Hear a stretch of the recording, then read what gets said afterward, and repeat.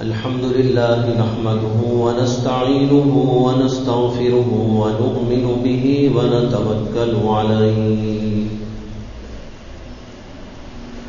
ونعوذ بالله من شرور أنفسنا ومن سيئات أعمالنا من يهده الله فلا مضل له ومن يضلله فلا هادي له ونشهد أن لا إله إلا الله وحده لا شريك له ونشهد أن سيدنا ومولانا محمدا عبده ورسوله صلى الله عليه وعلى آله وأصحابه وأزواجه وذرياته أجمعين. أما بعد فأعوذ بالله من الشيطان الرجيم. بسم الله الرحمن الرحيم. يا بني آدم قد أنزلنا عليكم لباسا يواري سوآتكم وريشا ولباس التقوى ذلك خير ذلك من آيات الله لعلهم يذكرون.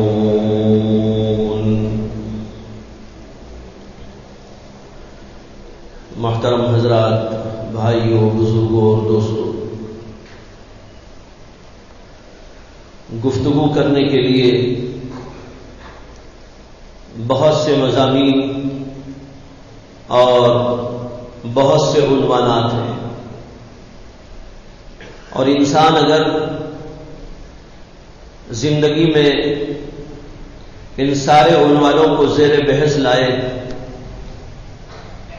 تو شاید زندگی ختم ہو جائے لیکن عنوانات ختم نہ ہو پائے، اس لیے کہ مسائل بہت ہیں، حالات بہت ہیں، اور روز روز نئی نئی باتیں پیش آتی رہتی ہیں. اس لیے عنوانات کے اعتبار سے ہم غور کریں تو بے شمار لاتعداد عنوانات موجود ہیں.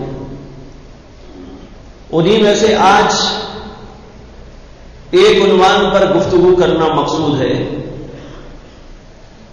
اور وہ یہ کہ آج کل لباس اور پوشاک کے سلسلے میں بڑی بے اعتدالی پائی جاتی ہے. نماز میں بے پرواہی ہے، روزے میں بے پرواہی ہے، زکوٰۃ میں بے پرواہی ہے، بہت سے محرمات اور حرام کاموں کا ارتکاب عام سے عام تر ہوتا جا رہا ہے. وہیں پر ایک بات یہ بھی ہے کہ ہم اپنے لباس میں، پوشاک میں بڑے غیر محتاط ہوتے جا رہے ہیں. جو زمانہ ترقی کرتا جا رہا ہے، اور زمانے کی ترقی کیا ہے؟ دراصل شیطان کی ترقی ہے، انسان کا تنزل ہے. لوگ یہ سمجھتے ہیں کہ ہم ترقی کی راہ پر جا رہے ہیں، جبکہ حقیقت یہ ہے کہ وہ خود تنزلی کی راہ پر ہیں اور شیطان کو آگے بڑھاتے جا رہے ہیں. شیطان روز بروز ترقی کی راہیں طے کرتا جا رہا ہے. اسی میں سے ایک یہ بھی ہے کہ لباس اور پوشاک کے اعتبار سے بڑی بے اعتدالی، بڑی بے احتیاطی اور اس سلسلے میں بڑی گمراہی کے ہم لوگ شکار ہوتے جا رہے ہیں. قرآن پاک کی ایک آیت اس وقت آپ کے سامنے میں نے رکھی ہے، جس میں اللہ تعالیٰ نے تمام بنی آدم سے، یعنی تمام انسانوں سے خطاب کیا ہے. یا بنی آدم، اے انسانوں، اے آدم کی اولاد. خاص خطاب مسلمانوں سے نہیں ہے، ماننے والوں سے نہیں ہے، بلکہ ماننے والے ہوں، نہ ماننے والے ہوں، مسلمان ہوں یا کافر ہوں، اللہ نے سب سے خطاب کیا اور کہا یا بنی آدم قد انزلنا علیکم لباسا یواری سوآتکم وریشا. کہ اے انسانوں ہم نے تمہارے لیے لباس نازل کیا ہے، یہ لباس اس لیے نازل کیا ہے تاکہ تمہاری شرمگاہیں اور چھپانے کی چیزوں کو چھپا کے رکھا جائے۔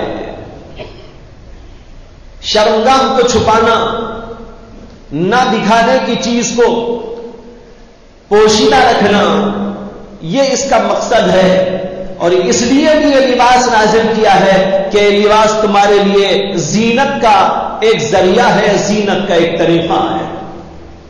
اور کہتے ہیں وَلِبَاسُ التَّقْوَىٰ ذَلِكَ خَيْرٌ، اور تقوی کا لباس اگر کوئی پہنتا ہے تو یہ تقوی کا لباس سب سے زیادہ اعلیٰ ترین لباس ہے۔ ذَلِكَ مِنْ آیاتِ اللہ، یہ اللہ کی نشانیوں میں سے ایک نشانی ہے۔ لعلہم یذکرون، تاکہ انسان اللہ کی ان نشانیوں پر غور و فکر کرے اور نصیحت پکڑ لے۔ یہ آیت کا ترجمہ ہے جو آپ کے سامنے پیش کی گئی۔ یہ آیت اللہ تعالیٰ نے ایک خاص واقعے کے بعد میں قرآن پاک کے اندر ذکر فرمائی ہے، اور وہ واقعہ ہے حضرت سیدنا آدم اور حضرت حوا علیہ السلام کا۔ حضرت آدم اور حوا کو اللہ تعالیٰ نے پیدا کرنے کے بعد جنت میں ٹھکانہ عطا کیا اور ان سے فرمایا تھا کہ یہاں پر جو بھی چیزیں موجود ہیں ان کو کھا سکتے ہو اور ان کو پی سکتے ہو، لیکن ایک درخت ایسا ہے کہ اس کے قریب جانے کی تم کو اجازت نہیں ہے۔ حضرت آدم علیہ السلام حضرت حوا کو لے کر جنت میں رہنے لگے اور بڑی مزیدار زندگی گزر رہی تھی۔ کھانا موجود تھا، پینے کو موجود تھا، راحت کے سب تمام اسباب موجود تھے، آسائش کا تمام سامان وہاں پر موجود تھا، لیکن شیطان نے حضرت آدم اور حضرت حوا دونوں کو بہکانے کی کوشش کی، اور جب بہکایا تو وہ درخت جس سے منع کیا گیا تھا حضرت آدم علیہ السلام کو کہ اس درخت کو نہ کھانا چاہیے، وہی درخت حضرت آدم اور حضرت حوا دونوں نے استعمال کر لیا۔ اب وہ کون سا درخت تھا قرآن نے تو نہیں بتایا ہے، بعض کہتے ہیں کہ وہ گیہوں اللہ نے وہاں پر پیدا فرمائی تھی، بعض اصحاب تفسیر کہتے ہیں کہ وہ انگور تھا، بعض نے کچھ کہا بعض نے کچھ کہا، لیکن ہمیں اس میں جانے کی ضرورت نہیں ہے، اس لیے کہ اللہ نے جس کو خود ہی مبہم کر دیا ہم کو اس کی تحقیق میں پڑھنے کی کوئی ضرورت نہیں۔ اگر اس میں کوئی خاص فائدہ ہوتا جاننے کا کہ آدم نے کون سا درخت کھایا تھا، کون سی چیز کھائی تھی، اللہ اس کو بیان کر دیتے، لیکن جب اللہ نے خود ہی بیان نہیں کیا، معلوم ہوتا ہے کہ ہمیں جاننے میں اس میں کوئی خاص فائدہ نہیں تھا۔ جو بے فائدہ چیز ہوتی ہے اس کے جاننے سے کوئی فائدہ نہیں ہوتا، اللہ اس کو قرآن میں بیان ہی نہیں کرتے۔ جانو وہ جس سے تمہارے ایمان میں بڑھوتری ہوتی ہو، وہ چیز جاننے کی کوشش کرو جس سے تمہارے اعمال کے اندر اضافہ ہوتا ہو، اور جس چیز میں پڑھنے سے نہ تمہارے ایمان میں کوئی اضافہ ہوتا ہے نہ عمل کے اندر کوئی تقویت ملتی ہے، ایسی بے جان قسم کی بیکار قسم کی چیزوں میں فضول گفتگو میں نہیں پڑھنا چاہیے۔ بہرحال جس درخت سے ان کو منع کیا گیا تھا، حضرت آدم اور حضرت حوا دونوں نے اس کو استعمال کر لیا۔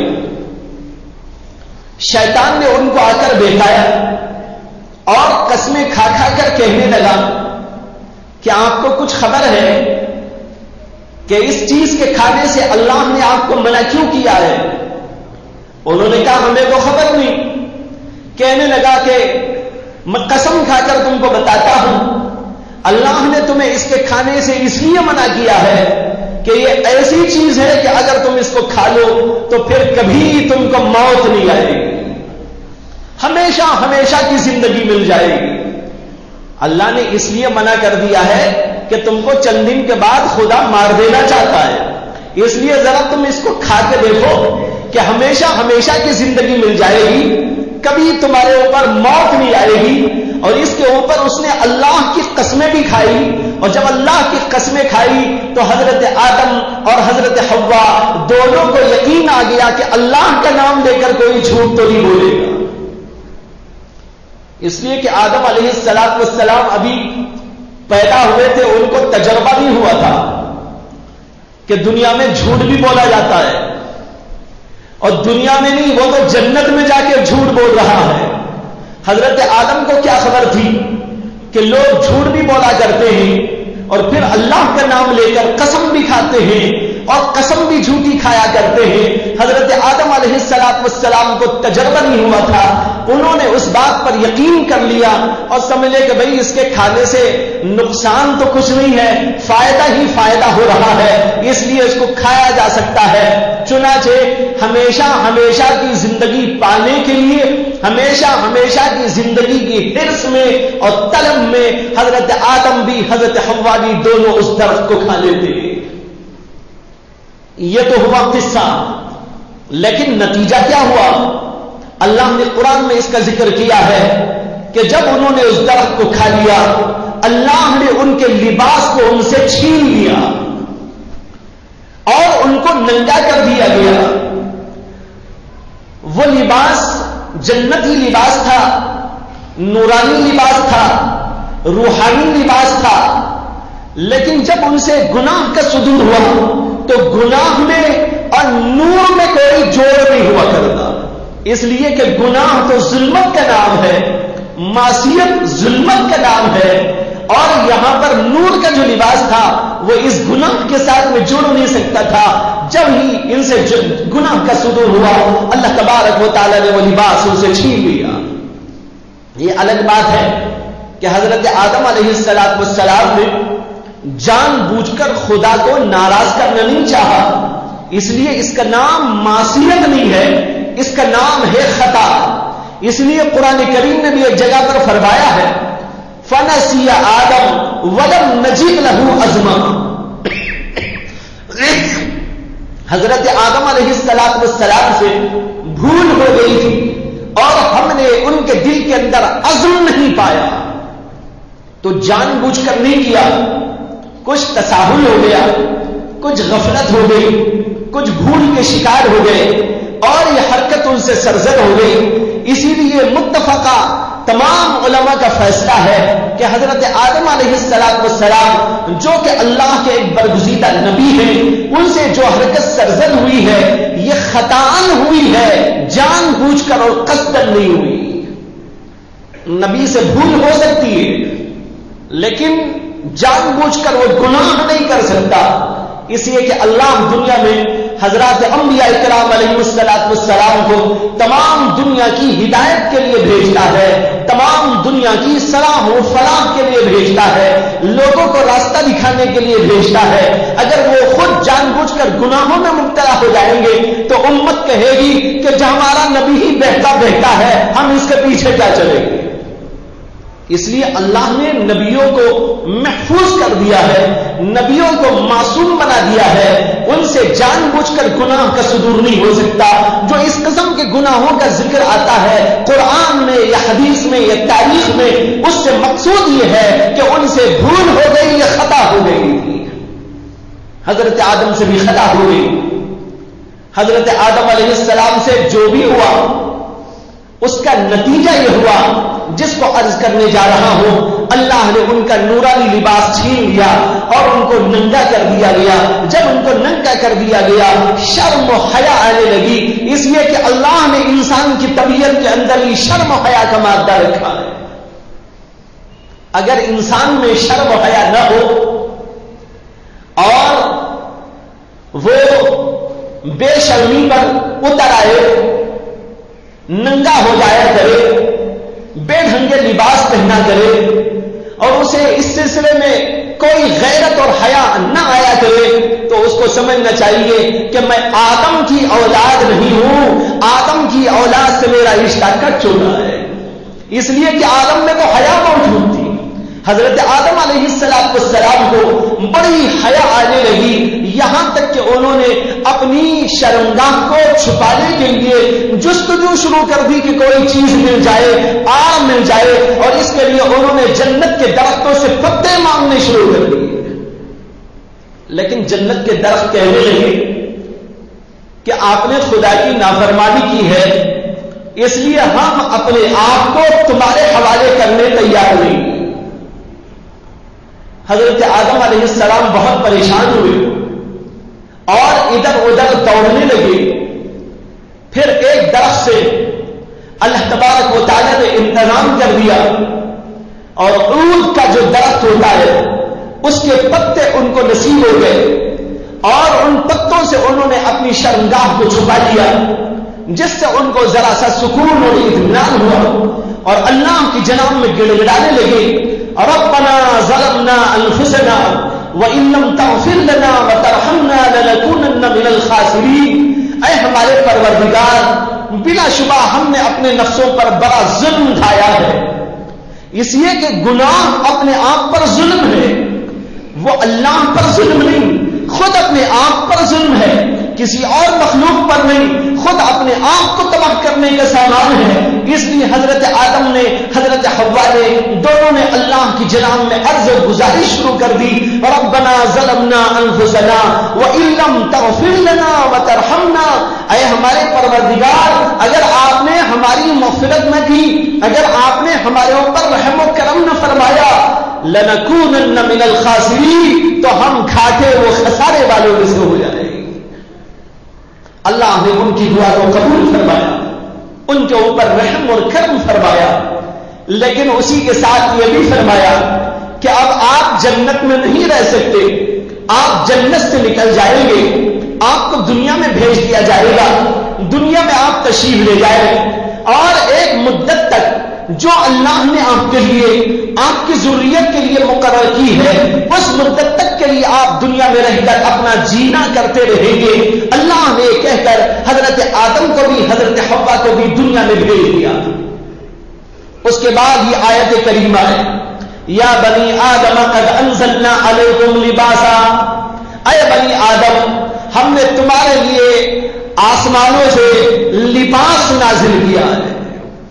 اب دیکھیے اوپر سے اس کا ربط و ضبط و تعلق، اوپر قصہ آیا ہے حضرت آدم کا، حضرت حوا علیہ السلام کا، گناہ کرنے کے نتیجے میں، اللہ کی نافرمانی کے نتیجے میں ان کے لباس کو اتار لیا جاتا ہے، اور پھر ان کو دنیا میں بھیجا جاتا ہے، اور پھر اس کے بعد میں کہا جاتا ہے کہ تمہارے لیے اللہ کی طرف سے ایک لباس بھی نازل کیا گیا ہے، اس لیے اس لباس کو اختیار کرو۔ یہ لباس تمہارے لیے دو کام کیا کرے گا، ایک کام تو یہ ہے کہ تمہاری شرمگاہ کو چھپائے گا، اور دوسرا کام یہ ہے کہ تمہارے لیے زینت کا کام دیا کرے گا۔ آج لوگ لباس کو زینت تو سمجھتے ہیں، لیکن شرمگاہ کو چھپانا جو اصل مقصد ہے اس کا، اس کو بھول گئے۔ انہوں نے یہ سمجھ لیا ہے کہ ہم کو لباس اس لیے دیا گیا ہے کہ ہم اس کو زینت کے طور پر استعمال کریں، اس لیے اس کو زیب و زینت سے آراستہ پیراستہ ہونے کے لیے تو استعمال کرتے رہتے ہیں، اور اپنے آپ کو بنانے کے لیے، اپنے آپ کو سنوارنے کے لیے، اور سجانے دھجانے کے لیے، اور جس قدر اس کے لیے بہتر سے بہتر بنا کر اس کو استعمال کیا جا سکتا ہے وہ تو استعمال کرتے جا رہے ہیں، لیکن لوگوں نے اس کو بھلا دیا کہ اس کا اصل مقصد جو تھا وہ یہ تھا جو قرآن نے فرمایا ہے، یواری سوآتکم، تمہاری شرمگاہوں کو چھپانا اس کا مقصد ہے۔ معلوم ہوا بھائیوں، گناہ کرنے کے نتیجے میں انسان کو شیطان ننگا کر دیتا ہے، اسی لیے اس کے بعد جو اللہ نے آیت فرمائی ہے اس آیت کے اندر انسانوں کو اس بات پر متوجہ کیا گیا ہے، کہتے ہیں لا یفتننکم الشیطان کما اخرج ابویکم من الجنہ ینزع عنہما لباسہما، کہتے ہیں کہ اے بنی آدم کہیں ایسا نہ ہو کہ شیطان تم کو فتنے میں ڈال دے۔ لا یفتننکم الشیطان، شیطان کہیں تم کو فتنے میں ڈال دے، کما اخرج ابویکم من الجنہ، جیسے کہ تمہارے باپ اور تمہاری ماں دونوں کو اس نے جنت سے نکال دیا تھا گناہ کروا کر، اور ان کو جنت میں ٹھکانہ دے جو اللہ نے عطا کیا تھا اس سے جیسے ان کو محروم کر کے ان کو جنت سے نکال دیا تھا، کہیں شیطان تمہارے ساتھ بھی ایسے ہی کھلواڑ رکھے۔ کیسے نکالا تھا؟ کہتے ينزع عنہما لباسہما، اس طرح ان کو جنت سے اس نے نکالا کہ ان کے لباس کو ان سے اس نے چھین لیا تھا۔ غور کیجئے کتنی اہم ترین بات ہے جو اللہ فرما رہے ہیں کہ جنت سے آدم کو اور حضرت حوا کو، تمہارے ماں باپ کو شیطان نے باہر نکلنے پر مجبور کر دیا ایک گناہ کروا کر، اور اس طرح ان کو نکالا کہ ان کو ننگا کر کے چھوڑ دیا، کہیں ایسا نہ ہو کہ تمہارے ساتھ بھی وہی حرکت کرنے لگے۔ لیکن آج دنیا میں یہ ہو رہا ہے، انسانوں کو ننگا کر رہا ہے، بے حیائی پر ان کو اکسا رہا ہے، بے حیا بنا بنا کر لوگوں کے سامنے ان کو لا رہا ہے اور نچا رہا ہے۔ ہر وہ بے حیائی جو انسان کی فطرت سے بغاوت پر مشتمل ہے، وہ ساری کے ساری بے حیائی لوگوں کے درمیان میں آج دکھائی دے رہی ہے۔ اس طریقے پر ننگا پن اور ننگا ناش دنیا میں ہو رہا ہے جس کی کوئی حد و انتہا نہ رہی۔ اس میں کیا مرد اور کیا عورتیں، عورتوں کا تو نہ پوچھیے، عورتوں کا حال تو بے حیائی میں حد سے بڑھ گیا، ان کا ننگا پن حد سے زیادہ تجاوز کر گیا۔ وہ لباس وہی پہنتی ہیں جس سے کہ ان کا بدن چھلکتا ہو، ان کا بدن دوسروں کو نظر آتا ہو۔ بے حیائی جس قدر زیادہ سے زیادہ ہو لباس کے اندر، سمجھا جاتا ہے کہ وہ لباس عورت کے لیے بڑا اچھا لباس ہے۔ حدیث میں آتا ہے اللہ کے نبی علیہ السلام کی خدمت میں حضرت عائشہ صدیقہ رضی اللہ تعالی عنہا کی بہن یعنی اللہ کے رسول کی سالی حضرت سیدہ اسماء بنت ابی بکر صدیق رضی اللہ تعالی عنہا وہ حضور اقدس صلی اللہ علیہ وسلم کی خدمت میں ایک دفعہ آئی، لیکن جب وہ آئی تو ان کے جسم پر ایک لباس تھا جو ذرا پتلا تھا، باریک سا لباس تھا۔ اللہ کے نبی علیہ السلام نے اس کو دیکھا تو آپ نے فرمایا کہ عورت کے لیے اس طرح کے لباس پہننا جائز نہیں ہے، عورت کا بدن چھلکتا ہو، عورت کا بدن اس سے نظر آتا ہو، اس کی کیسے اجازت ہے، فوراً اس کو بدل دو۔ یہ حضرت اسماء بنت ابی بکر تھی، حضرت عائشہ صدیقہ کی بڑی بہن تھی، حضور اقدس صلی اللہ علیہ وسلم کی سالی محترمہ تھی۔ اللہ کے رسول علیہ السلام نے فوراً ان کو روکا اور بھیجا کہ لباس کو بدل کیا۔ ایک حدیث میں آتا ہے اللہ کے نبی علیہ السلام نے فرمایا کہ عورتوں میں سے ایک ایسا طبقہ ہے وہ اب تک میں نے نہیں دیکھا لیکن میرے بعد میں پیدا ہوگا۔ حضور اقدس صلی اللہ علیہ وسلم نے فرمایا کہ عورتوں میں سے ایک طبقہ ایسا ہے کہ وہ طبقہ بعد میں پیدا ہوگا، میں نے اب تک ان کو نہیں دیکھا ہے، یعنی میرے زمانے میں وہ ابھی پیدا نہیں ہوئے، میرے زمانے میں اس طبقے کا ابھی تک وجود نہیں ہوا، لیکن آگے چل کر وہ پیدا ہوگا۔ اس کے بعد حضور نے فرمایا وہ ایسا طبقہ ہے عورتوں کا جس کے بارے میں کہتے ہیں کہ کاسیات عاریات، یہ الفاظ استعمال فرمائے، جو لباس پہنی ہوئی بھی ہوگی لیکن اس کے ساتھ ننگی بھی ہوگی۔ دو لفظ اللہ کے رسول نے فرمایا کاسیات عاریات۔ کاسی کہتے ہیں لباس پہننے والے، اور عاری کے معنی ہوتے ہیں ننگا۔ اللہ کے رسول کہتے ہیں وہ ایسے اور ایسی عورتیں ہیں، عورتوں کا وہ طبقہ ہے کہ آگے چل کر پیدا ہوگا، میں نے ان کو ابھی تک نہیں دیکھا، جو لباس تو پہنے ہوں گے لیکن اس کے باوجود ننگی ہوگی۔ علماء نے اس کی تفسیر میں لکھا ہے کہ اس کا مقصد یہ ہے کہ وہ لوگ لباس تو پہنیں گی لیکن اتنا باریک لباس پہنیں گی کہ اندر سے جسم چھلکتا ہوا دکھائی دے گا۔ اس لیے حضور نے کہا لباس پہننے والی بھی ہے لیکن اس کے باوجود ننگی۔ یہ ایسا لباس ہے کہ جس کو لیکن لوگ اسے لباس کہتے ہیں تو حضور نے کہہ دیا لباس پہنی ہوئی ہوگی، لیکن شرعی طریقے پر وہ لباس میں داخل نہیں، اس لیے حضور نے فرمایا کہ وہ ننگی بھی ہوگی۔ تو دیکھو اللہ کے رسول علیہ السلام نے ایسی عورتوں کی پہلی پیش ہوئی۔ بعض علماء کہتے ہیں کاسیات عاریات جو حضور نے 2 لفظ فرمائے، ان 2 لفظوں کی تفسیر یہ ہے کہ وہ بعض حصے پر جسم کے لباس پہنے گی لیکن بعض حصہ ان کے کھلا ہوا ہوگا۔ جیسے کہ یہ بھی آج کل رواج ہے کہ عورتیں کچھ حصہ تو اپنا ڈھانپتی ہی، لیکن بعض کا حصہ ایسا بھی ہوتا ہے جو کھلا رہ جاتا ہے۔ پیٹھ کا حصہ کھلا ہے، پیٹ کا حصہ کھلا ہے، ہاتھوں کا حصہ کھلا ہے، چہرہ ان کا کھلا ہوا ہے اور سر ان کا کھلا ہوا ہے۔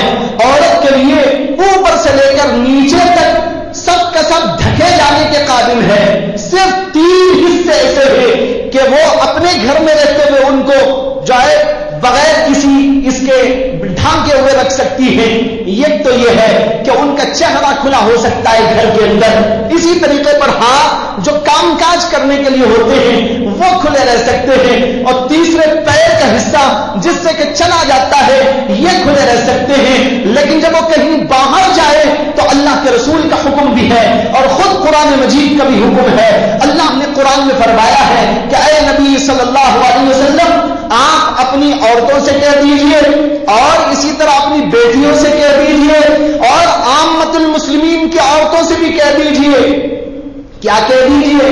کہتے ہیں یدنین علیہن من جلابیبہن، کہ جب وہ باہر جائے کسی اور کے سامنے ہو تو اپنے اوپر چادریں اوڑھ کے جایا کرے۔ چادر اوڑھ کر اوپر سے پوری طرح برقع پوش ہو کر باہر جا سکتی ہے، نہ ان کا سر کھلا ہو، نہ ان کا جو ہے چہرہ کھلا ہو، نہ ان کے ہاتھ کھلے ہو، نہ ان کے پیر کھلے ہو، اوپر سے نیچے تک پوری کے پوری ڈھکی ہوئی ہو۔ اس طریقے پر باہر جانے کی اس کو اجازت دی گئی، اور اگر باہر نہیں جانا ہے ان کو حکم ہے اپنے گھروں کے اندر ٹکی رہے، بنا ضرورت جانے کی بھی اجازت نہیں ہے، ضرورت پر وہ جا سکتی ہے لیکن جائیں تو اس حال کے اندر ان کو جانے کا حکم دیا گیا ہے۔ تو یہ کہہ رہا تھا آریات کاسیات آریات، بعض حصہ تو ڈھکا ہوا ہے، بعض حصہ کھلا ہوا ہے۔ وہ حصہ کھلا ہوا ہے جس کو ڈھانکنا اس کے لیے فرض ہے لیکن اس کے باوجود بھی ڈھکا ہوا نہیں ہوتا۔ یہ شریعت کے احکام ہیں جس کو عورتیں توڑتی ہیں۔ یہاں فرمایا گیا کاسیات آریات، اور اسی حدیث میں اللہ کے رسول علیہ السلام کہتے ہیں یہ عورتیں جن کا ذکر ہو رہا ہے اللہ ان کو جہنم میں داخل کرے گا۔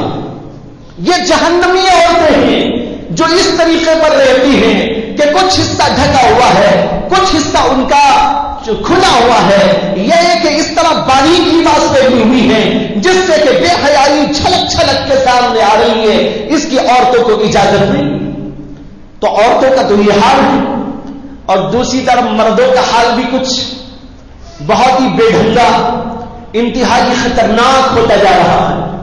نئے نئے لباس آ رہے ہیں اور ان لباسوں کے اندر اس بات کی کوئی رعایت نہیں ہے کہ وہ لباس اسلام سے ملتا جلتا ہو، اسلام کی تعلیم کو اپنے اندر جذب کیا ہوا ہو، اسلام کی تعلیم سے قریب ہو۔ اگر پورا نہیں تو کم از کم اسلام کے قریب تو ہو، قریب بھی نہیں بلکہ اس قدر دور ہے جس کی کوئی حد و امتیاز نہیں۔ اس قدر چست لباس پہنا جا رہا ہے جس کی وجہ سے بہت سارے اعضاء انسان کے ظاہر ہونے لگتے ہیں۔ اس طرح کے لباس نہ مردوں کے لیے جائز ہے نہ عورتوں کے لیے جائز ہے۔ مرد بھی ایسا لباس نہیں پہن سکتا جس کی وجہ سے جو ہے اعضاء اس کے ظاہر ہونے لگے، خاص طور پر وہ اعضاء جن کو چھپائے رکھنے کا حکم دیا گیا ہے۔ اس قدر چست لباس پہن رہا ہے اور اسی چست لباس کے ساتھ اپنے پروردگار کے سامنے آ کے کھڑا ہو رہا ہے، پوری بے حیائی کے ساتھ، پوری بے شرمی کے ساتھ مسجد کو آ رہا ہے، مسجد کے حلقوں میں آ رہا ہے، نمازیوں کے ساتھ میں آ رہا ہے، اللہ کے دربار میں آ رہا ہے، نیک لوگوں کے ساتھ میں اٹھ بیٹھ رہا ہے، لیکن اس کی شرم حیا اس قدر اس کے اندر سے نکل چکی ہے کہ اس لباس کو تو اچھا سمجھ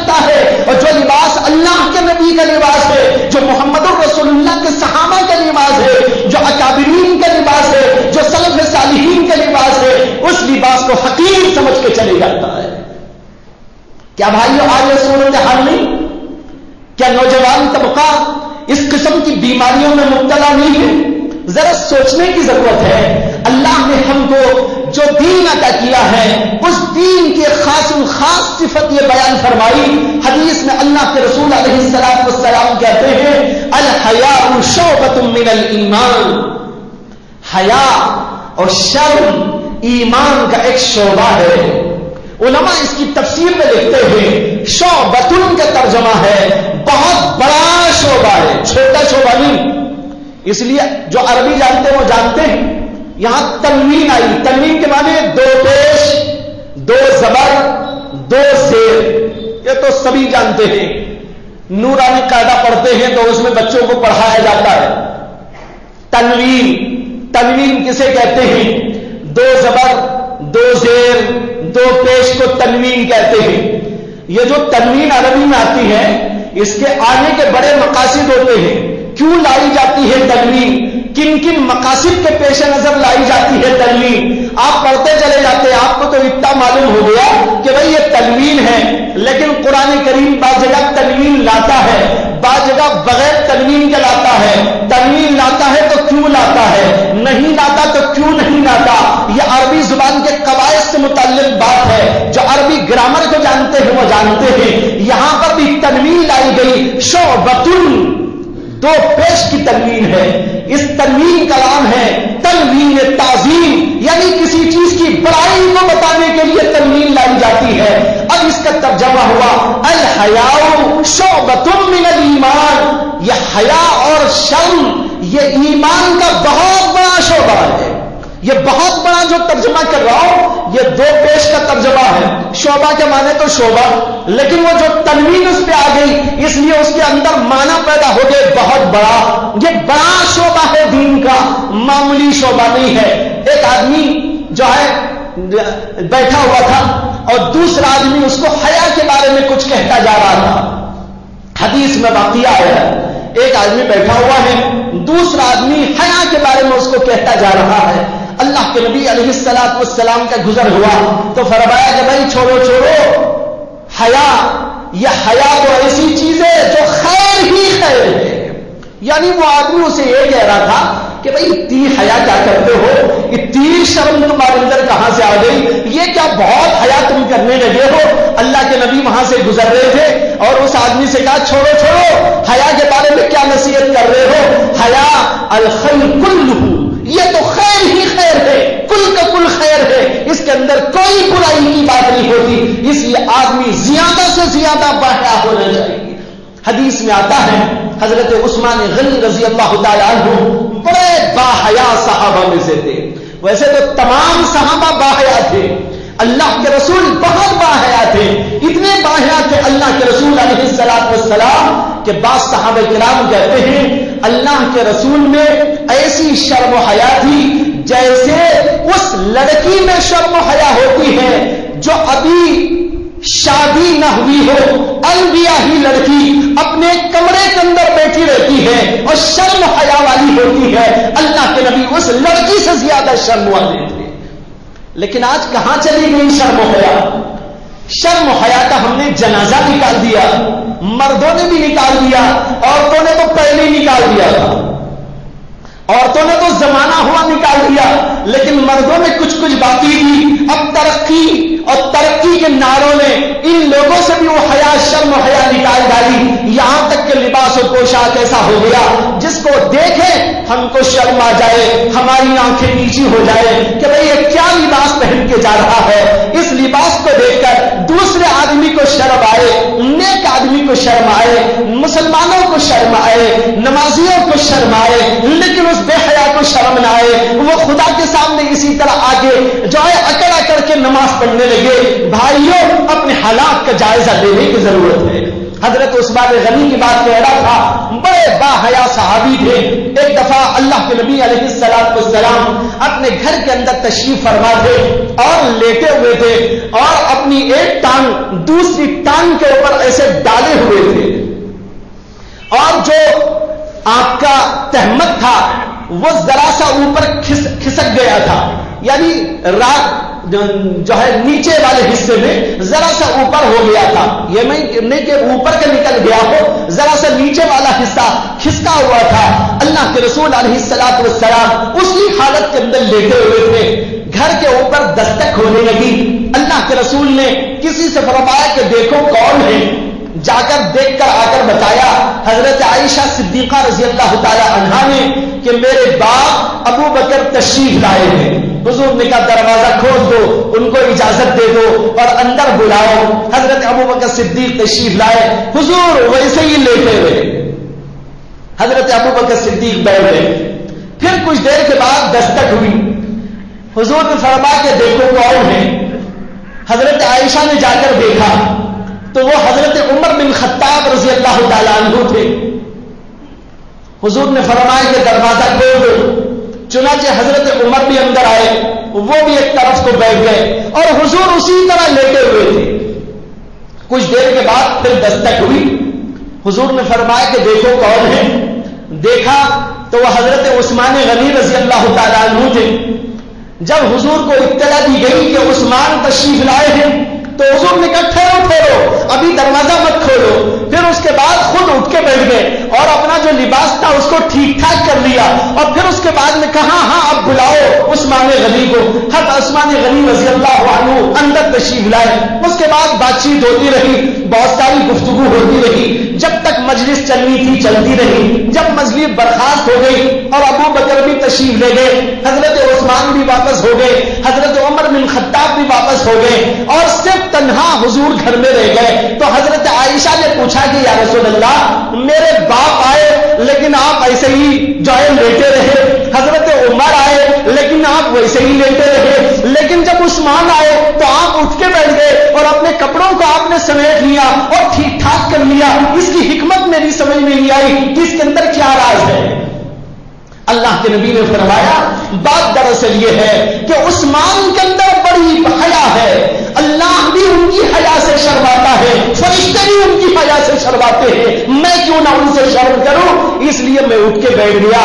یہ ان کی شرم حیا کی وجہ سے ہے۔ بھائیو بزرگوں، حضرت عثمان غنی ایسے شرم والے تھے، اللہ کے رسول اس کی وجہ سے اپنا ذرا سا لباس اور اپنا تہمت ذرا سا کھسکا ہوا ہے تو اللہ کے رسول علیہ الصلوۃ والسلام اس کو ٹھیک کر رہے ہیں، جبکہ وہ بے شرمی کی کوئی بات نہیں تھی۔ اگر وہ بے شرمی کی بات ہوتی کبھی حضور سے سرزد نہ ہوتی، اگر وہ بے شرمی کی بات ہوتی تو ابو بکر کے سامنے کبھی برداشت نہ کرتے، اگر وہ بے شرمی کی بات ہوتی تو حضرت عمر کے سامنے کبھی برداشت نہ فرماتے، لیکن یہاں اتنی رعایت ان کی جا رہی ہے۔ ایک روایت میں آتا ہے کہ حضرت عثمان غنی نے اپنی پوری زندگی میں کبھی بھی تنہائی کے اندر بھی اپنا لباس نہیں اتارا، یعنی ننگے نہیں ہوئے تو کوئی اور کپڑا پہن کر کپڑا بدلا ہے، یہ نہیں کہ بالکل ننگے ہو گئے ہو، تنہائی کے اندر بھی کبھی انہوں نے اپنے آپ کو ننگا نہیں کیا ہے۔ بہت سے ایسے اللہ والوں کا ذکر آتا ہے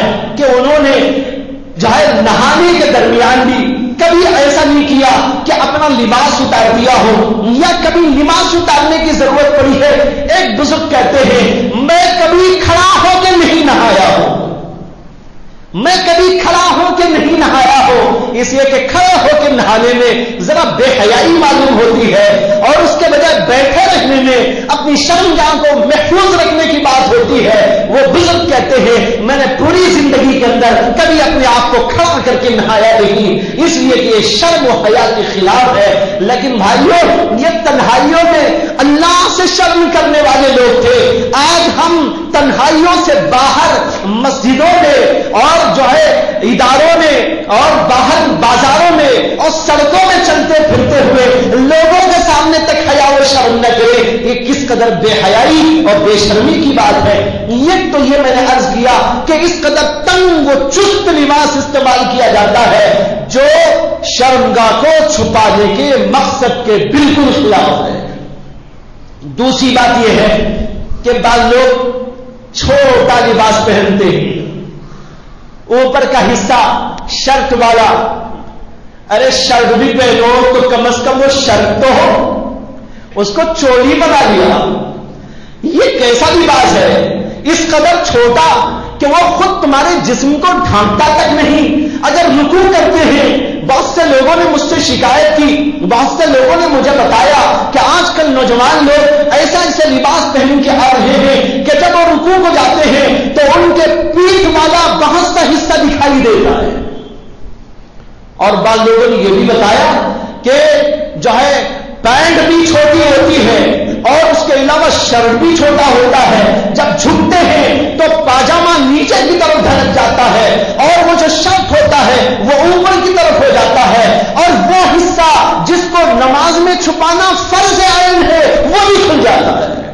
لا حول ولا قوت الا باللہ. ذرا غور کرو بھائیو، میں اس طرح کے مضامین بیان کرنے میں جو ہے ذرا خفت محسوس کرتا ہوں، مجھے شرم آتی ہے اس طرح کے مسائل بیان کرنے میں.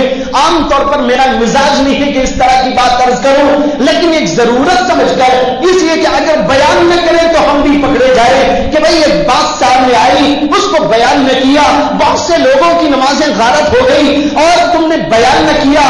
اس فرض کو نبھانے کے لیے اور اپنی ذمہ داری کو پورا کرنے کے لیے اس کو زبان پہ لانے کی کوشش کر رہا ہو، ورنہ تو حقیقت یہ ہے کہ مجھے اس طرح کا بیان کرنے کے لیے شرم مانی بن جاتی ہے. تو اس طرح کی بات کہ اس قدر چھوٹا لباس، ایک تو تنگ لباس پہنا، دوسرا چھوٹا لباس پہنا، جس کی وجہ سے شرمگاہ کا وہ حصہ کھلنے کا امکان رہتا ہے جس کو نماز کے اندر ڈھانکنا فرض ہے. نماز میں کون سا حصہ ڈھانکنا فرض ہے؟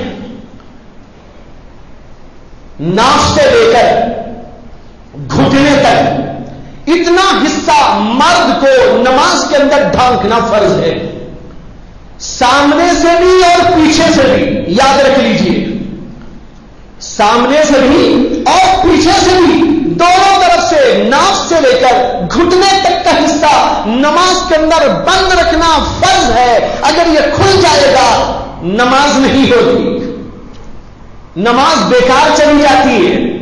اب ایک آدمی جھک گیا جس کی وجہ سے پیچھے وہ حصہ کھل رہا ہے جو ناف کے اوپر والا پیچھے کا حصہ ہے. آپ بتائیے، ناف کا جو حصہ پیچھے کی طرف ہے وہ بھی تو چھپانا فرض تھا، وہ کھل گیا، نماز کیسے ہو سکتی ہے؟ اس سے نماز فاسد ہو گئی، نماز بیکار ہو گئی. لیکن یہ صاحب سمجھ رہے میں نے تو نماز پڑھنی ہے، نماز پڑھنے کا گمان، لیکن شرعی قاعدے سے نہ پڑھنے کی وجہ سے نماز اس کی غارت ہو گئی. قیامت کے دربار میں جائے گا اور اللہ کے سامنے اس سے کہا جائے گا تو نے اتنی نمازیں نہیں پڑھی. وہ کہے گا ارے میں نے تو نمازیں پڑھی تھی، لیکن اس کو بتایا جائے گا کہ جناب نماز تمہاری نہیں ہوئی. اسی سے یہ بھی سمجھ لیجئے ان مسائل کا جاننا فرض ہے. مسائل نہ جانیں گے تو یہ کیسے معلوم ہوگا؟ اگر یہ مسائل ہمارے علم میں نہ ہو تو پھر ہماری نمازیں درست کیسے ہوں گی؟ اس لیے ذرا ان کے اوپر توجہ دینے کی ضرورت ہے.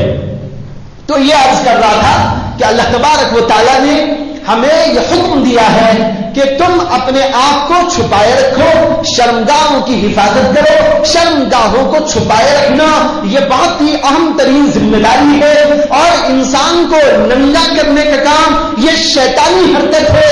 حضرت آدم حضرت حوا کے ساتھ سب سے پہلی جو حرکت شیطان نے کی وہ یہی حرکت تھی. ایسا نہ ہونا چاہیے کہ ہم اس حرکت کو دہراتے جائیں. اللہ نے قرآن میں اس پر تنبیہ کر دی، اور جہاں یہ آیت آئی وہاں پر ایک اور بات بھی اللہ تعالیٰ نے کہی ہے. اللہ تعالیٰ کہتے ہیں اِنَّهُ يَرَاكُمْ هُوَ وَقَبِيلُهُ مِنْ حَيْثُ لَا تَرَوْنَهُمْ. اللہ تعالیٰ کہتے ہیں کہیں ایسا نہ ہو کہ شیطان تم کو بھی ننگا کر دے جیسے تمہارے ماں باپ کو اس نے ننگا کر دیا تھا. اس کے بعد یہ جملہ ہے کیونکہ شیطان اور شیطان کا قبیلہ تم کو دیکھتا ہے اس طرح کہ تم اس کو نہیں دیکھ سکتے. شیطان تو تم کو دیکھتا ہے لیکن شیطان تم کو نظر نہیں آتا.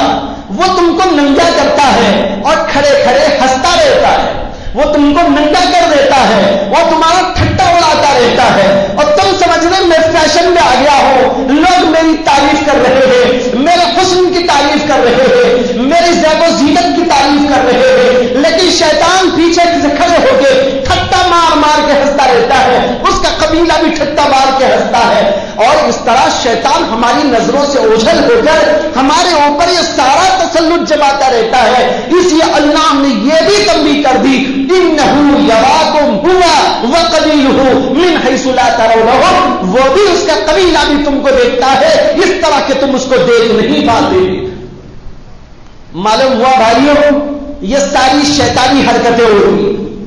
نوجوانوں کو اس سلسلے میں ذرا بیدار مغزی سے کام لینے کی ضرورت ہے۔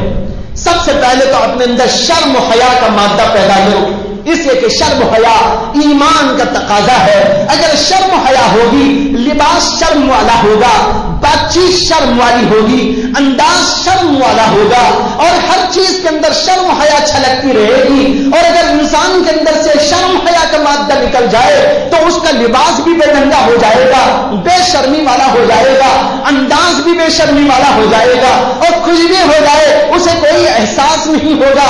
اس کی شرم یا کھل بھی جائے اسے احساس نہیں ہوگا، اور بے ڈھنگے طریقے سے جیتا رہے گا، اسے کوئی احساس نہیں ہوگا۔ زبان سے غلط جملے استعمال کرے گا، کوئی احساس نہیں ہوگا۔ بے ڈھنگے الفاظ بولے گا، کوئی احساس نہیں ہوگا، اس لیے کہ اس کے اندر شرم و حیا کا مادہ نہیں ہے۔ اس لیے ہمارے اندر شرم و حیا پہلے داخل ہونا چاہیے۔ ایک جملہ قرآن نے اس جگہ یہ فرمایا، وَلِبَاسُ التَّقْوَى ذَلِكَ خَيْرٌ، کہتے ہیں کہ تقوی کا لباس پہن لو، یہ سب سے بڑا بہترین لباس ہے۔ اگر انسان تقوی کو اوڑھ لے، تقوی اپنے اندر پیدا کر لے، تقوی اس کے اندر آ جائے، اب اس کے اندر تقوی آ جانے کے بعد کیا مجال ہے کہ بے شرمی کی کوئی بات اس سے صادر ہو؟ جب تقوی اس کے اندر آ جائے گا تو کیا مجال ہے کہ اس کے لباس اور پوشاک کے اندر سے کوئی بے حیائی چھلکتی ہو؟ اسی طریقے پر نہ اس کی زبان میں بے حیائی ہوگی، نہ لباس میں بے حیائی ہوگی، نہ چلنے پھرنے کے انداز میں بے حیائی ہوگی، کسی چیز کے اندر بے حیائی نہیں ہوگی۔ اس لیے اللہ نے کہا تقوی کا لباس اختیار کرنا یہ بہترین لباس ہے، اس لیے اپنے اندر تقوی پیدا کر لو۔ تقوی کا لباس کیا ہے؟ تقوی کا لباس یہ ہے کہ آدمی شریعت کے مطابق لباس پہنے، اور دوسرا ہے کہ خود تقوی اپنے اندر پیدا کر لے۔ جب تقوی پیدا کر لے گا، اللہ سے ڈر پیدا کر لے گا، اللہ کا خوف اس کے اندر آ جائے گا، آخرت کی فکر و طلب اس کے اندر آ جائے گی، تو پھر تو دیکھیے اس کے اندر تقوی کا لباس خود بخود آ جائے گا۔ وہ سمجھے گا کہ مجھے ایسا لباس پہننا ہے، ایسا لباس نہیں پہننا ہے۔ بھائیوں، یہ آج بہت زیادہ بے حیائی کے لباس کا مسئلہ چل رہا ہے، اس لیے میں نے آپ حضرات کی توجہ اس کی طرف مبذول کرائی، اور خاص طور پر نوجوانوں سے میں عرض کرنا اور خطاب کرنا ضروری سمجھتا ہوں کہ وہ اپنے لباسوں میں احتیاط برتا کریں، فیشن پر نہ جائے۔ یہ فیشن آپ کے ساتھ نہیں آئے گا، قبر میں نہیں آئے گا، نجات نہیں دے گا، فلاح نہیں دے گا، کامرانی نہیں دے گا۔ ہمارے لیے اسوہ تو محمد رسول اللہ صلی اللہ علیہ وسلم کا اسوہ ہے، اور اسی کے اندر ہمارے لیے بھلائی پوشیدہ ہے۔ آپ دنیا والوں کو دیکھ کر ان کے مطابق چلنا شروع کر دیتے ہیں، ان کا لباس بے ڈھنگا، ہم نے سوچا کہ ہم بھی بے ڈھنگے بن جائے۔ آپ نے دیکھا سنا ہوگا کہ ایک آدمی کبڑا ایک جگہ سے چلا آ رہا تھا۔ کبڑا اس کو کہتے ہیں جس کی کمر جھک گئی ہو، بوڑھا آدمی کمر جھک گئی، کبڑا چلا آ رہا تھا، اور ایک جگہ پر اچھے اچھے لوگ ماشاءاللہ کھڑے ہوئے اپنے کام دھام میں مشغول تھے۔ جب وہ کبڑا آنے لگا تو اسے کہا کہ بھئی ہم سب تو ٹھیک ٹھاک ہیں، سیدھے، یہ کیا تو یوں جھک گیا ہے؟ تو وہ کہنے لگا کہ اگر تم کو یہ برا معلوم ہو رہا ہے تو تم بھی جھک جاؤ، یا بھی تم بھی کبڑے ہو جاؤ۔ بے وقوف کو دیکھیے، یہ نہیں بول رہا ہے کہ ہاں مجھے ٹھیک ہونا چاہیے، یہ بول رہا ہے کہ تم بھی جھک جاؤ۔ یہ حال ہوتا ہے لوگوں کا کہ کبڑا یہ سمجھتا ہے کہ سب کو کبڑے ہونا چاہیے، خود کو سیدھا ہونے کا خیال کبھی نہیں آتا۔ اسی طریقے پر آج دینی اعتبار سے، اخلاقی اعتبار سے اس قدر پسماندگی ہم میں پیدا ہو گئی کہ ہم غلط لوگوں کو دیکھتے ہیں تو غلط چیزیں اختیار کرنے کو تو تیار ہو جاتے ہیں، لیکن اچھے لوگوں کو دیکھ کر خود کو اچھا بنانے کی کبھی کوشش نہیں کرتے. مہذب لوگوں کو دیکھو، مہذب وہ نہیں جو دنیا کے کتے ہیں. یاد رکھو یہ دنیا کے کتے مہذب نہیں کہلاتے. اللہ کے رسول کے غلام وہ ہوتے ہیں مہذب. ان کے لباس کو دیکھو، ان کے پوشاک کو دیکھو، ان کے انداز کو دیکھو، ان کی رہائش کو دیکھو، ان کے طور و طریقوں کو دیکھو. یہ طور و طریقہ مہذب طریقہ ہے. یہ مہذب نہیں ہے جو اپنے آپ کو مہذب کہتے ہیں. حضرت تھانوی رحمت اللہ علیہ نور اللہ مرقدہ فرمایا کرتے تھے آج کل کے مہذبوں کو میں معذب کہا کرتا ہوں.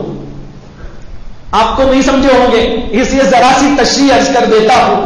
ایک ہے لفظ مہذب اور ایک ہے لفظ معذب عین کے ساتھ. مہذب تو آپ سمجھتے ہیں بڑا مہذب آدمی. حضرت تھانوی فرماتے تھے یہ آج کل کے جو مہذب ہیں یہ سب معذب ہیں، یعنی عذاب میں گرفتار ہیں. یہ تو خدا کا عذاب جو بعد میں آئے گا لیکن دنیا میں بھی عذاب ہے. اس طریقے پر کہ چست قسم کا پاجامہ پہن کے آ گئے، پتلون پینٹ اتنی چست پہن کے آئے. اب ان کو آپ بولیے ذرا بیٹھیے صاحب، اب نیچے نہیں بیٹھ سکتے. نیچے بیٹھے تو پینٹ خراب ہو جائے گی، ختم ہو جائے گی. اب دیکھیے معذب نہیں تو کیا ہے، یعنی خدائی عذاب میں گرفتار ہو گئے ہیں. نیچے نہیں بیٹھ سکتے، آرام سے نہیں چل سکتے، آرام سے نہیں اٹھ سکتے. اور ایک ہم جیسے جو ہے پرانے لوگوں کا لباس ہے، ارے کہیں بٹھا دو، کرسی پہ بٹھا دو تو آرام سے بیٹھے، اور جو ہے نیچے بٹھا دو الحمدللہ آرام سے بیٹھے، کہیں جو ہے باہر بٹھا دو آرام سے بیٹھے، اور کسی بھی جگہ لے کے چلے جاؤ کوئی پریشانی نہیں ہے. یہ آرام کا لباس ہے. آپ بتائیے یہ تہذیب ہے یا وہ تہذیب ہے جس کے اندر عذاب ہی عذاب ہے. ایک صاحب حضرت تھانوی رحمت اللہ علیہ کے یہاں تشریف لائے، چست پاجامہ پہنے ہوئے تھے، پتلون. اب حضرت کے ہاں کرسیوں کا رواج تو تھا نہیں، اور اس زمانے میں عام طور پر تو کرسیوں کا رواج عموماً نہیں تھا لوگوں میں. تو حضرت بھی نیچے بیٹھتے تھے، سب لوگ نیچے بیٹھتے تھے. حضرت نے کہا بھائی تشریف رکھیے، لیکن وہ صاحب کھڑے کے کھڑے رہے. حضرت نے 2-3 دفعہ کہا کہ جناب تشریف رکھیے، بیٹھ جائیے. کہنے لگے حضرت میں بیٹھ نہیں سکتا. حضرت نے کہا کیوں نہیں بیٹھ سکتے، کوئی پریشانی ہے؟ کہنے لگے میرا پینٹ مجھے اجازت نہیں دیتا. حضرت نے کہا آپ تو پینٹ کے غلام ہو گئے، پینٹ اجازت دے تو تشریف رکھے، پینٹ اجازت نہ دے تو تشریف نہ رکھے. یہ آپ تو پینٹ کے غلام ہیں، ہم خدا کے غلام ہیں، خدا جو کہتا ہے سنتے. بھائیوں یہ حال ہو گیا آج.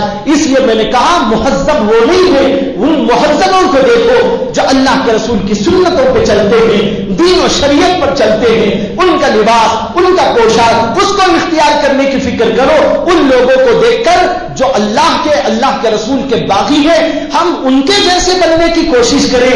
یہ ہمارے لیے نجات کا راستہ نہیں ہے. اللہ مجھے بھی آپ کو بھی توفیق عطا فرمائے. وآخر دعوانا ان الحمد للہ رب العالمین.